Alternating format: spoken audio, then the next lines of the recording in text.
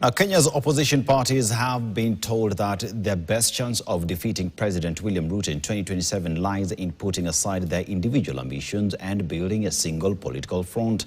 That was the dominant message at the inaugural National Delegates Convention of the People's Renaissance Movement, PM, in Nairobi, where opposition figures including Martha Karua, Eugene Wamalwa and Raphael Tuju rallied behind the push for a united opposition.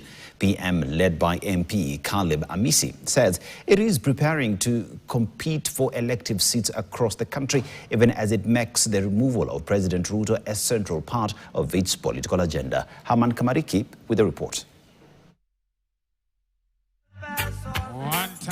The opposition's 2027 battle lines are already being drawn. At the inaugural National Delegates Convention of the People's Renaissance Movement Party, the talk was less about individual parties and more about what it would take to build a coalition capable of taking on President William Ruto. The leaders argued that an opposition divided by competing interests would only make the president's re-election bid easier. According to my calculations, for that presidential candidate, you'll need 6.6 billion shillings. That is on the day of elections, 10th of August. I'm telling you this so that as we dance Sukuti, we should also have some reality. So that will be 6.6 million, 6.6 billion. I'm not telling you this to scare you. I'm telling you this so that you know. So the task ahead is very, very difficult. And we cannot abandon the people, 75% of whom cannot put food on the table because of the high taxes, because of the high cost of living, because of the runaway corruption, because of the failed policies of SHA in the health sector. But beyond the question of unity, the speakers accused the government of eroding democratic space, violating citizens' rights, and presiding over economic policies they say may have made life harder for ordinary Kenyans. Tuna only 1 year to the next elections. Wakati hizi nominations zitatangazwa, vijana, naomba mjitokeze, mchukue viti kutoka MCA, MP, governor, senator, women rep, chukueni hivyo viti vyote. The grave assaults on our freedoms by the Ruto administration and the erosion of our liberties through extrajudicial killings and unlawful repression by the state are a constant reminders of the need for eternal vigilance. And then came a guest whose presence added an international dimension to the gathering.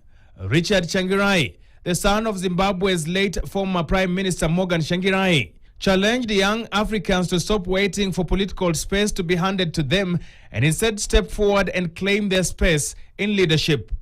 Let us use this power of our generation to vote for change. Let us register, let us participate, let us organize, let us vote, let us hold leaders to account, and let us take our rightful place in the rooms where decisions about our future are made. We should not only fuel political rallies, we must fuel the rooms where decisions are being made. But transformation will not happen simply because we say one term. We must organize, we must vote, we must defend it, and we must sustain it. His appearance also brought back memories of Kenya's own opposition politics. Years ago, his father, Morgan Tsvangirai, was the chief guest at an ODM convention in Kenya. This time, it was his son taking the microphone before a new generation of opposition politicians and activists as they confront the same fundamental question. Can divided opposition mount a credible challenge against the incumbent president? For PM leader Caleb Amisi, the answer lies not just in speeches, but in going to the ballot. The party says it will field candidates for various elective positions and build its own political machinery ahead of the 2027 contest. Amisi says PM will remain firmly committed to the campaign to remove President William Ruto. We intend to restore constitutional order, social justice, and the rule of law, to give the document the authority it deserves. And similar to the rhino's quiet maneuver and focus, we shall tackle public debt and refine fiscal policy. The meeting was at one point disrupted by rowdy youths who at one point surrounded PM party leader for a few minutes before whisking him away and later allowing him to get back to the function.